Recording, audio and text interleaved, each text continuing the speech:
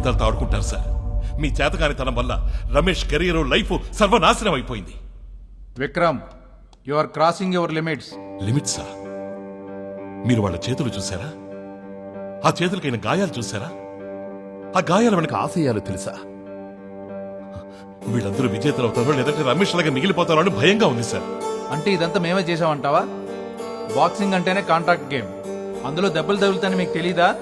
అయినా ప్రపంచంలో ఏ బాక్సర్కి దెబ్బలు తగిలినట్టు మాట్లాడతాడేంటి? బాక్సింగ్ లో దెబ్బలు తగులుతాయనే క్లారిటీ మాకుంది సార్.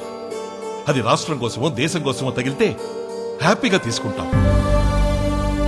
ప్రాక్టీస్ లో ఫెసిలిటీస్ లేక కెరీర్ ఎండ్ అయిపోవడం ఏంటి సార్? అయినా ప్రతి ఆటకి మీకు గవర్నమెంట్ నుంచి ఫండ్ వస్తుంది కదా, ఏం చేస్తున్నారు దాన్ని? మాస్టర్ చిల్లర ఉందా? నువ్వు అడిగేవే ఫండ్స్ నుంచి స్పోర్ట్స్ కోటాకి అలాట్ అయ్యేది ఈ రూపాయి అనుకో.